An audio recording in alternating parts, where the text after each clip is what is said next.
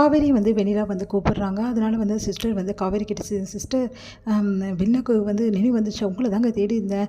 வெண்ணிலாக்கு நினைவு வந்துடுச்சு. உங்கள கூப்பிடுறாங்க. இப்போ போலீஸும் இல்ல. நீங்க போனா வெண்ணிலாவ பார்க்கலாம் அப்படின்றாங்க. சரின்னு சொல்லிட்டு காவேரி வந்து உள்ள போறாங்க. உள்ள போயிட்டு வந்து நினைவு வந்து நல்லா வந்து என்ன பண்றாங்க, எழுந்துக்க பார்க்குறாங்க. நான் நான் ட்ரை பண்றேன். உங்களுக்கு நான் ஹெல்ப் பண்றேன் அப்படின்னு சொல்லிட்டு காவேரி வந்து அவங்களுக்கு வந்து எழுப்பி விடுறாங்க. அடுத்து வந்து வெண்ணிலா வந்து கேட்குறாங்க, இங்க பாரு எனக்கு எல்லா விஷயமும் தெரியும் அப்படின்றாங்க. அதை கேட்டு வந்து காவேரி ரொம்ப சந்தோஷப்படுறாங்க. விஜய் வந்து உள்ளே இருக்க தெரியும். ஆமாம், நீ வந்து பேசிட்டு போனது எங்கள் சிஸ்டர்னு சொன்னாங்க. எல்லா விஷயமும் எனக்கு தெரியும். அதை தெரிஞ்சு தான் வந்து என்னை கூப்பிட்டியா அப்படின்ற. ஆமாம், உன்னை நான் தான் கூப்பிட்டேன் அப்படிங்க. என்ன விஷயம், என்கிட்ட என்ன பேசணும் அப்படின்னு சொல்லிட்டு காவேரி கேட்குறாங்க. நடந்த விஷயத்துக்கு எல்லா உண்மையுமே வந்து நான் சொல்கிறேன், முதல்ல கேட்டுக்கோ. என்னை உண்மையிலேயே வந்து தள்ளி விட்டது பசுபதி தான், அது எனக்கே தெரியும். நாங்கள் கண்டுபிடிச்சிட்டோம் அப்படின்னு. ஆமாம், நீங்கள் கண்டுபிடிச்சதும் உண்மைதான். பசுபதியும் நானும் வந்து விவாதம் பண்ணிகிட்டு இருந்தோம். பசுபதி வேணுமே வந்து என்னை வச்சு கேம் விளையாடுறான்னு சொல்லிட்டு நான் தெரிஞ்சுக்கிட்டேன். அதனால் வந்து பசுபதி கிட்ட நியாயம் கேட்டேன். அப்போ தான் பசுபதி என்னை பிடிச்சி தள்ளி விட்டுட்டா. இந்த விஷயத்தை நான் எங்கே கேட்டாலும் வந்து சொல்லுவேன், ஸ்டேட்மெண்ட்டாகவும் கொடுப்பேன். ஆனால் அதுக்கு ஒரு கண்டிஷன் இருக்குது அப்படின்றாங்க. அதை கேட்ட காவேரி வந்து என்ன கண்டிஷன் சொல்லு, நான் கண்டிப்பாக செய்கிறேன். விஜய் வந்து என்னால் தான் வந்து இந்த மாதிரி வந்து அரெஸ்ட் ஆகிருக்காருன்னு நினச்சி என்னால் தாங்கிக்க முடியல. எனக்கு குற்ற உணர்ச்சியாக இருக்குது. என்னால் தாங்கிக்க முடியல. விஜய்க்கு இந்த நிலைமை வரவே கூடாது. என்னால் தான் இந்த நிலைமை வந்திருக்குன்ட்டு என்னால் தாங்கிக்க முடியல அப்படின்னு சொல்லிட்டு அழறாங்க.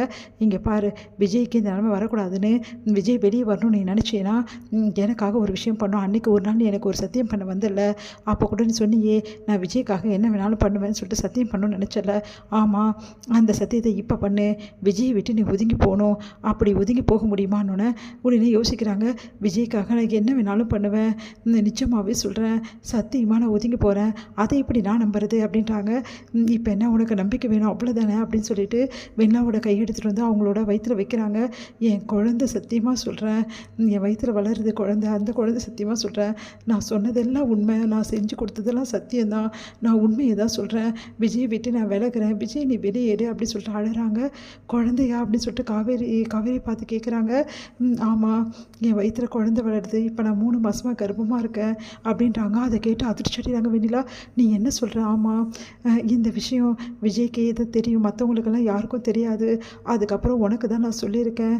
பரவாயில்ல, என் குழந்தை எனக்கு போதும், விஜயோட நினைவாக நான் குழந்தையோடு வாழ்ந்துருவேன். ஆனால் விஜய் நல்லா இருக்கணும், ப்ளீஸ் தயவு செய்து உண்மையை சொல்லு, உனக்கு கெஞ்சி கேட்குறேன்னு சொல்லிட்டு அழறாங்க. உன்னை வந்து வெண்ணிலாக்கு ஒன்றுமே ஃபுல்லாக அதிர்ச்சிக்கு மேலே அதிர்ச்சியாக இருக்குது. உன்னை சரி நான் உண்மையை சொல்கிறேன் அப்படின்றாங்க. நீ உண்மையை சொன்னீங்கன்னா நான் உனக்கு செஞ்சு கொடுத்த சத்தியத்தை கண்டிப்பாக நான் காப்பாற்றுவேன். நான் விஜய் விட்டு விலகி போவேன். நான் இங்கேயே இருக்க மாட்டேன், எங்கேயாவது போயிடுவேன். நிச்சயமாக அதான் நான் சொல்கிறேன் அப்படின்றாங்க. அதை கேட்டு அதிர்ச்சி அடைகிறாங்க. உடனே வந்து என் குழந்தை மேலேயே நான் சத்தியம் பட்டேன், இதுக்கு மேலே உனக்கு என்ன ப்ரூஃப் வேணும் வெண்ணிலா? ப்ளீஸ் வெண்ணிலா, தயவுசெய்து விஜயை காப்பாற்று. விஜய் வந்து அந்த நிலைமையில் இருக்க என்னால் பார்க்க முடியல வெண்ணிலா. அவரை உள்ளே வச்சது என்னால் தாங்கிக்க முடியல. ப்ளீஸ் வெண்ணிலா, உண்மையை சொல்லுவேன்ல. சரி நான் சொல்கிறேன் அப்படின்னு சொல்லிட்டு வெண்ணிலா சொல்கிறாங்க. அடுத்து வந்து ரொம்ப தேங்க்ஸ் வெண்ணிலா அப்படின்னோடனே போலீஸ் எல்லாருமே வந்துடுறாங்க. போலீஸ்கிட்ட வந்து வெண்ணிலா வந்து உண்மையை சொல்கிறாங்க. உண்மையிலேயே விஜய்க்கும் இதுக்கும் எந்த சம்மந்தமும் இல்லை, அன்றைக்கி என்ன நடந்ததுனா அப்படின்னு சொல்லிட்டு நடந்த விஷயத்துக்கு எல்லாத்தையும் ஒன்று விடாமல் போலீஸ்கிட்ட ஸ்டேட்மெண்ட்டாக கொடுக்குறாங்க. அதை கேட்ட போலீஸ், அப்போது விஜய் மேலே எந்த தப்புமே இல்லைங்களா? ஆமாம், விஜய் மேலே விஜய் அந்த இடத்துலையே கிடையாது. விஜய் வந்து அங்கே வரவே வரல, போய் சொல்லி கம்ப்ளைண்ட் கொடுத்துருக்காங்க. இந்த விஷயம் என் மாமாவுக்கும் நல்லா தெரியும். அவர் எனக்காக தான் சொல்லாமல் இருந்திருப்பார், ஏன்னா அவரை மிரட்டியிருப்பார் அந்த பசுபதி, அதனால தான் சொல்லாமல் இருந்திருப்பார். எல்லா விஷயத்துக்கும் காரணம் அந்த பசுபதி தான் என்ன மேலேருந்து பிடிச்சி தள்ளிவிட்டான். நான் அதுக்கப்புறம் தான் எனக்கு வந்து இந்த மாதிரி நிலைமையாச்சு.